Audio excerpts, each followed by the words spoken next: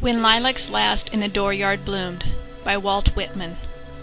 Whitman is often considered America's first modern poet, and his experiments with free verse rhythms and realistic imagery have definitely inspired many 20th century poets. In 1855, he published a thin volume of 12 long untitled poems.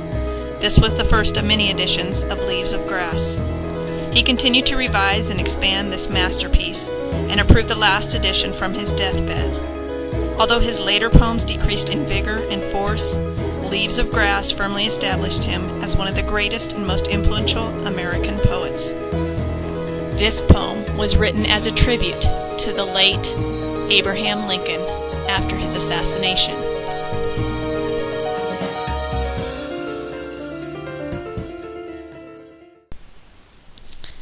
When lilacs last in the dooryard bloomed, and the great star early drooped in the western sky in the night, I mourned, and yet shall mourn with ever-returning spring. Ever-returning spring, Trinity sure to me you bring, lilac blooming perennial, and drooping star in the west, and thought of him I love. O powerful western fallen star, O shades of night, O moody, tearful night, O great star disappeared, O the black murk that hides the star, O cruel hands that hold me powerless, O helpless soul of me, O harsh surrounding cloud that will not free my soul.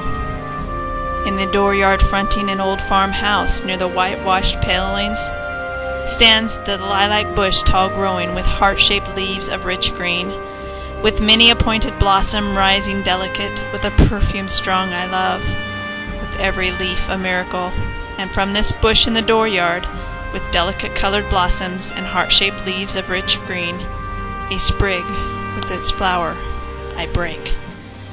And so begins the tribute to Abraham Lincoln, the star in this piece.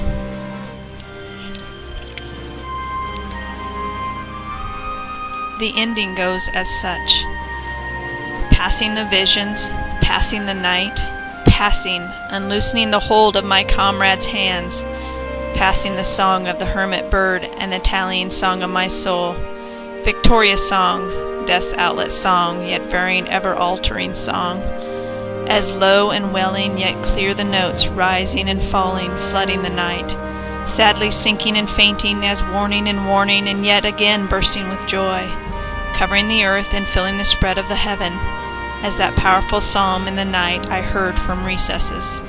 Passing, I leave thee lilac with heart-shaped leaves, I leave thee there in the dooryard, blooming, returning with the spring.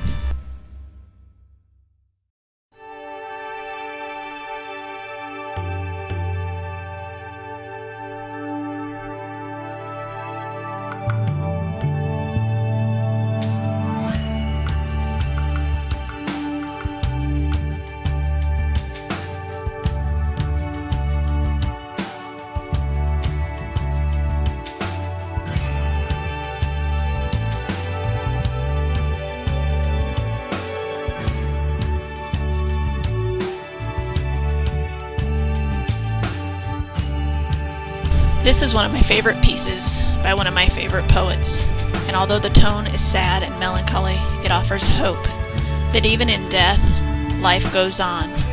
People pass down things from generation to generation and are remembered for their achievements, as was Abraham Lincoln.